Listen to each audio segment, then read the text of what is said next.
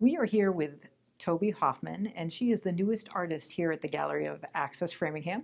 And we are very excited that she is the first artist with our new partnership with the Framingham Artists Guild.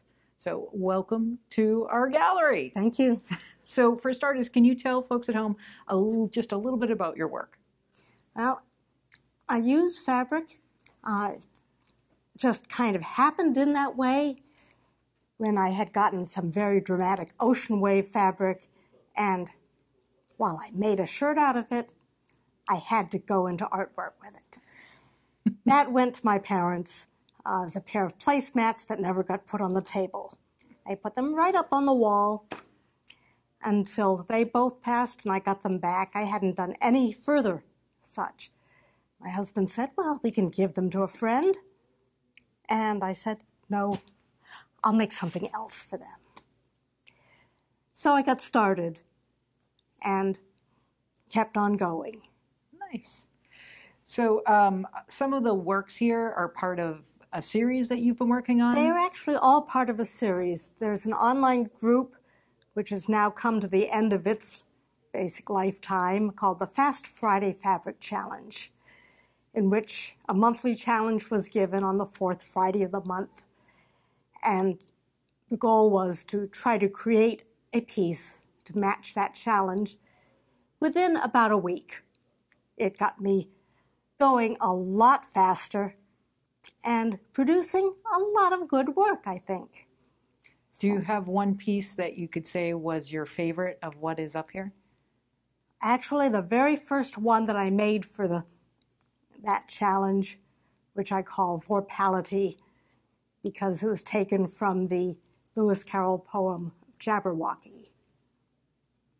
And do you have a certain style that you would use to describe your work? Eclectic. Sometimes a tree is made up of big leaves because the leaves are in the pattern. And it's not the tiny little texture of leaves, but leaves that are right out in your face. Often the pattern on the fabric says one thing as a pattern, and it can say something very different once it gets into some artwork. So you started off, did you start off sewing and then move into art? Or were you an artist who also liked to sew and the two combined? I had done a lot of sewing, and it had just gotten to a point where, well, we had enough clothing, enough shirts, my husband and I, and what to do with scraps, how to keep sewing, because I enjoy the sewing. And then the fabric said it. Use me. Make a picture. These are the elements of art.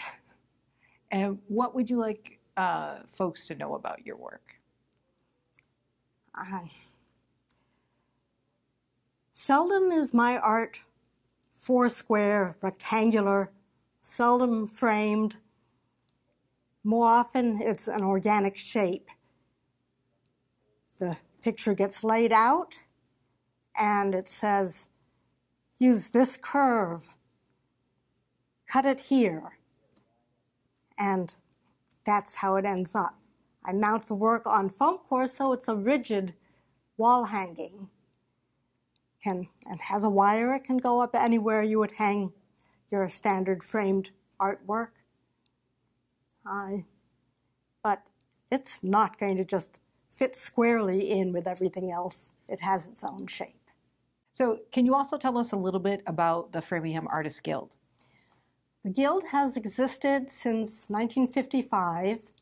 It's now housed in a room in the Danforth building, which of course is going to be moving over more in this area within the next year, 2 years, who knows exactly.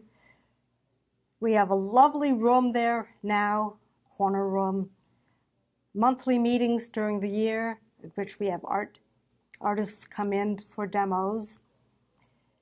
And every Wednesday is Open Guild Day, where people come in to paint. And I have found it very productive for me to come in with a big bag of fabric scraps and lay out the artwork that I make. So it's like a place where artists can kind of collaborate and get feedback? Very much so.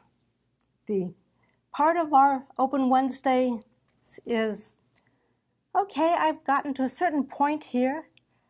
Can I put my painting, my artwork up and say, what does it need? And it's very helpful to do that. It's very friendly. Our meetings are open to the public. The Open Guild Room Day is open to members. And we would welcome people to come in and see what we can offer.